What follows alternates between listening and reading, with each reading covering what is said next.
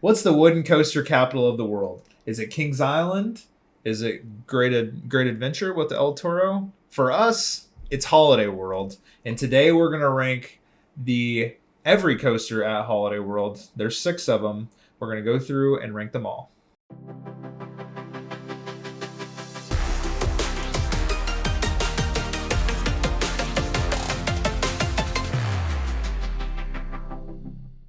Hey guys, welcome into Rollercoaster Rants. I'm Ryan. And I am Marcus. And today we're going to go through and we're going to rank all of the Holiday World roller coasters. Holiday World is a park I've been to many times. Marcus has only been to it once. Just once. And but we've got a lot of rides in, and we're going to go through and rank each one and tell you why we're going to rank everything accordingly and what to be on the lookout for when you're at Holiday World. Yeah. And I mean, the number of 6 doesn't speak to how good of a coaster park that Holiday World is. But we've got to start out somewhere. And that's going to be, of course, in the kiddie section. We've got the Howler, and that is Zamperla. Not the hottest name on the coaster market at the moment, but they came out with the Howler in 1999. I haven't personally been on the Howler, but so I still need that credit. But have you, Ryan? I think I have. I don't have it listed as a credit because it was when I was a child, but it's been a very long time. I know there's nothing much to say about it. It's just a very simple Zamperla kiddie coaster. Janky, small. You go around twice. There's really nothing else to say. I mean, going into number 5 is new for 2024, Vekoma Family Boomerang. It's going to be good gravy. And I think Good Gravy, first of all, was the perfect fit for this park. Yeah. Because, you've got the big thrilling coasters right after this, and then you have the Howler. You needed something to bridge the gap. And it's important for the park for another reason, and that's because it's the first ride even that they have that's been really properly themed. It's got a great immersive theme, and it's very fun. It's very smooth. It's got a custom layout, and you're going through like cranberry sauce can by timers and the boarding stations in a garage, and you're riding on a gravy boat. It's just one thing that Holiday World succeeds in that other parks don't. It's just got really good vibes, and nothing really encapsulates how good the vibes are at Holiday World more than Good Gravy. Yeah. It's just very enjoyable for all ages, and even as a coaster enthusiast, we can go on it and still be like, oh, that's so cute, oh, this is a fun time, kind of thing. So that's how you know they're doing a good job. I just think that it's just the perfect fit, just like you said. I think that they went all out for this coaster for what it is. Obviously, it's not going to wow you in all the thrilling ways as a coaster enthusiast, but it does wow you in the ways that it should. The theming is incredible for a small family-owned park. My goodness, they went all out for it. It's Disney. I mean, for that ride really only, is. It's got Disney things. The queue is awesome. I mean, you're walking through, you get to see so many different things from the past, and it's just a really well done theme. And the ride was fun too. I mean, a family boomerang is what it is. It's not gonna wow you, but it's still a very cool ride. And you get to say you rode in a gravy boat. So well done, Holiday World. And I think it's a great spot to give kids their first bigger coaster and maybe even first coaster for a lot of young ones. So I would just skip the Howler and just go straight to Good Gravy. But number 4, and a huge separation here. You get to your major coasters very quickly on this lineup, and that's number 4 for us is Thunderbird, and it's a launched B&M wing. Came out in 2015, and it really does pack a punch.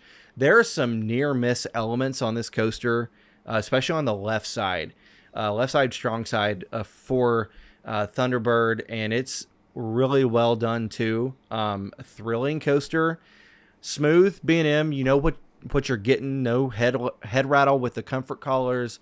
It's just a really well done coaster. Kind of short, but overall a very fun ride. Yeah. I agree with everything you said. Oh, I actually got Thunderbird shirt on today. Rep it. We've been recording other episodes. This isn't even planned necessarily, but I have my Thunderbird shirt on today. It's something that it kind of differentiates it from other B&Ms is that launch is so punchy. It surprises you. You really do not expect a B&M launch to be that punchy. And as of right now, it won't be the case later this year, but it's the only launch wing coaster in the U.S. So it's a very fun ride. I do think it's short for sure. They could have added like 2-3 more elements and maybe it'd be higher on the list. But it was a perfect fit for this park at the time as well, because they just have, again, they're the wood capital coaster of the world. We haven't gotten to a Woody yet. So it kind of tells you how our top 3 is going to go. But it's just it was such a good change of pace for like a nice smooth ride. You're going to go upside down. It's still going to be forceful. Yep. It's going to have that packy punch. And I mean, $15 million investment at the time for Holiday World is gigantic. That is unheard of. So yeah, it's a great ride for sure, and very deserving that number 4 spot. Yep. And going into our top 3, well, it's the wood coaster capital of the world, and we haven't said a wood coaster yet, so you know they are coming. And for number 3, we're going to go with Raven. Opened in 1995 from Custom Coasters International, which is essentially Custom Coasters International split off, and some of them went to GCI and some of them went to Gravity Group, and those are the 2 main wood coaster manufacturers right now. But CCI had a ton of amazing creations. This was one of them. Won the gold ticket for best wooden coaster a number of times, and it is a interesting ride and a good ride for sure. The front half of it, you are almost like, wow, is this like a family thrill coaster? It's nothing too crazy. The first drop's good, but it's like not extreme or anything. And then it's the 5th hill in the back of the woods. It just takes off. You get so much airtime, and then the rest of the ride, you are going absurdly fast. It's just, the sense of speed on this one is definitely, it's up there with another coaster in the park that we'll get to, but it's amazing. And then I do think this ride is most benefited from a night ride. Well, no, that's not the case, but it is the second most benefited from a night ride. It's the one that has the most drastic change from day ride to night ride, because when it is warmed up and it's going, it is a very fun experience. Sometimes it catches me off guard of how much fun I have on it. And it being from 1995 and it's still being this thrilling is definitely something to be proud of. And I enjoy the Raven a lot. It's an ace landmark for a reason. I think it is a very good ride. I've only been on it just one day at the park. And I'd say outside of one other ride experience that I'm sure I'll mention here in just a few minutes, as far as I'm looking forward to this season, is getting back on the Raven. I really am. I think that I didn't have the best of rides when we went. No, it wasn't running. Because I went back to Howler Road many times after I went with Marcus, and it was not running good that day. It was just no train weight whatsoever, and it was just running slow. And that's why I was so shocked at later in the year how good it was running. So I'm excited for him to get back on it too. I'm looking forward to it. Looking forward to a night ride, but even still, maybe not the most train weight and it not going as fast as what it went for you at different points in the year. I still really enjoy the ride. I agree. The back half is really thrilling. It's faster, and I love going over the lake too. Lake Rudolph, I believe it is. So, being able to do all that, and then mixed in with the woods too, adds for an awesome experience, but it just doesn't quite get to our top 2. And the number 2 spot for us, and I was just blown away by this ride, and that's not to take away from the number 1 on our list, but I loved this number 2, and that was the Legend. It's a CCI Woody from 2000, and just talk back-to-back bangers from CCI. 95 with the Raven, 2000 with the Legend. I mean, my goodness, the helixes on the Legend are just wild. You really, I know you got to go hands up on a coaster, but man, you gotta feel like you're holding on with one hand too, because it's just I mean, it feels like you're on a bucking horse, like the legend is. So it's a lot of fun. Um, it low key is one of my favorite experiences at Holiday World. That's Oh not to yeah. take away from number one, but I love the legend. Yeah, no, I totally get that for sure. I mean, with number one, you're expecting it to be one of the best roller coasters you've ever ridden. The legend kind of sneaks up on you and Yeah. surprises you. And in terms of just like throwing you into the side of your seat with these crazy laterals, it's got better laterals than any coaster I've ever been on. Yeah. And so if you like that and you like a ride that, it can run a little rough at times just because it's so insanely crazy, but it's a lot smoother than if you rid it like 5 years ago. Yeah. Because it used to be very rough and not enjoyable for people, and everyone's kind of changing their ways on it, it feels like, across the industry. But it's very, very fun. It's got the first drop's unique, how it kind of curves you down. You've got the different tunnels that you're going to be going through. It doesn't have a ton of airtime, but I wouldn't say it has no airtime. You got to ride it in the back to get on this one, and Raven for that matter. I would ride them both in the back for sure. But it just does a lot.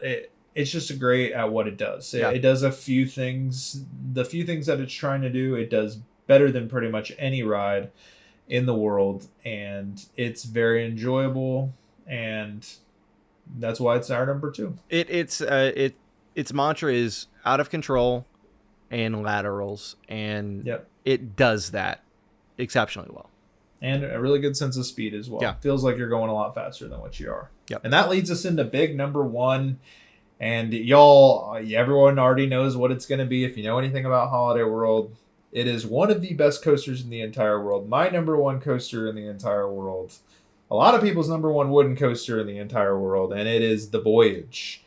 And I mean, what does this ride not have? It's like 3 rides in one. It might be, I think it is the most complete roller coaster in the world. You got the giant drop going into the big overbacks, and then you've got the spaghetti bowl section, and then about a minute and a half into the ride, you're at the halfway point where you hit the brake run, or you don't hit the brake run, but we'll get to that.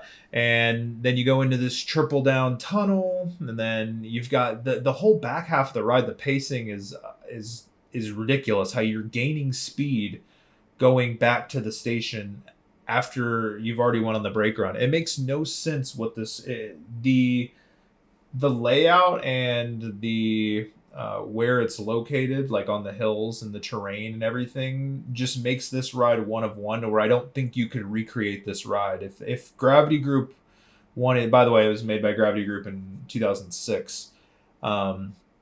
And the Cook family, they went to Gravity Group they said, we are going to make, with roller coaster enthusiasts in mind for the development of it, they said, we're going to make the best wooden roller coaster in the world. Tell us how to do that. We don't care how much it costs. And they definitely succeeded, in my opinion. I mean, it's easily my number one wooden roller coaster in the world. It's my number 2 overall coaster in the world, and whenever, again, I'll talk about that in a second. But essentially, it's just pacing is unmatched. You're going. It looks like in this park, it looks like a hyper coaster. Yeah. From just looking at it, it's towering over everything, and it's an incredible ride. Does run a little rough at times, but if you get it, just at the beginning of the year after a retrack, or even at the end of the year, they are doing like routine maintenance on it, because something about Holiday World is they take better care of their coasters than just about everybody. So if you get it and it's not too rough for you, and you like a little bite on your wooden roller coasters, again, it's a top-notch ride for sure. And what I was kind of alluding to is whenever you go to Hollywood Nights, which is a roller coaster enthusiast event, or last year they did it on National Roller Coaster Day on an event called Friday Night Lights. They run it trimless, where that middle section where you brake, they take the trim brakes off, and you kind of just glide right through that, and it makes it seem like you're going 100 miles per hour on the back half of the ride. That being in a complete forest where you can't see where you're going, just make it the best night ride by a mile that I've ever been on. not to just crap on another park, but like we've been to Kings Island at night, and I've done night rides and all that, and it's just like the darkness of the Holiday World night rides and the darkness of the Kings Island night rides are like totally different darknesses. Like you literally can't see anything when you're at Holiday World on. Well, like, it makes sense. I mean, you're in a large metropolitan area, suburb, up in Mason. And the Raven and the Voyage especially, you literally can't see anything at night. So, and that you just going so fast just makes it incredible. And yeah, I mean, I could talk about the Voyage all day. It's easily my number one at the park. And if you haven't been on the Voyage, it needs to be on your bucket list. Yeah. Get out and go on it. If you can't go to the Rollercoaster Enthusiast event, Hollywood Nights, go to that as well and come see us because we're going, and we will probably go every year. So. As long as we can get tickets, yeah, for sure. Yeah, I'll pass it over to you. I mean, it's hard to top exactly your thoughts. I mean, I echo everything that you said. It is an experience that if you haven't experienced, you have to go out there and experience it. Holiday World is worth the trip if you haven't been solely for the Voyage. And yeah, I think you're exactly right. It does everything. It is an elite coaster. It's got, it looks like a hyper coaster, just like you said. It's got the tall hills. It's got airtime. And the fact that you're on your way back to the station and you hit the trim brakes, because I've only rode it with trim brakes.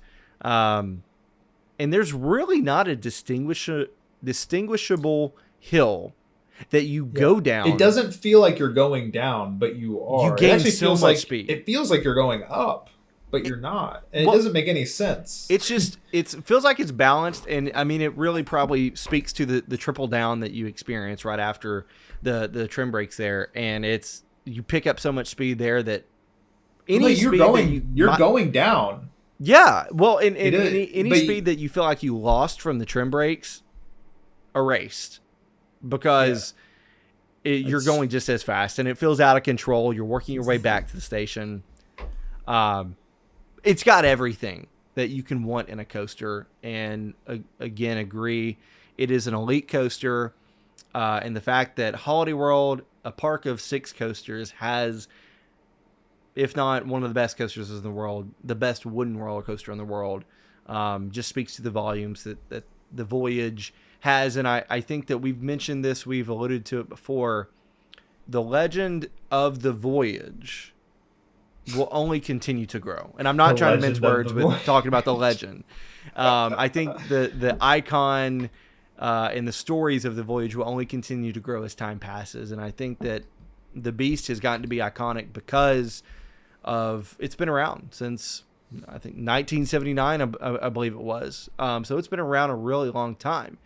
You got to add on several more years to the Voyage. And just like you said, Holiday World's going to take care of their coasters. It will be around for a long time. I think it will only continue to grow. And I think that you're seeing the success that Hollywood has done and the investment of the Voyage, 2 decades later at this point, with the interest in Hollywood Nights. It really blew up recently, even more so. And it's an 18, 19-year-old coaster. So it's like, it is only going to get bigger. It's still at the top of all of everyone's, lists for wooden coasters and all the awards and stuff. So very fitting number one, not just at Holiday World, but at several parks if it had to go against them. Yeah, pretty much any park. Well, that is all that we have for our rankings of Holiday World. Less coasters to really debate here on the standings, but if you have any different of opinions than us, be sure to let us know. If you agree with us and our thoughts, let us know as well. Be sure to continue to follow along here on YouTube, TikTok, as well as Spotify, any platform that you can listen to podcasts. Be sure to follow along there. Thanks for tuning in to this episode of Rollercoaster Rants. We will see you in the next one. See you guys later. Bye.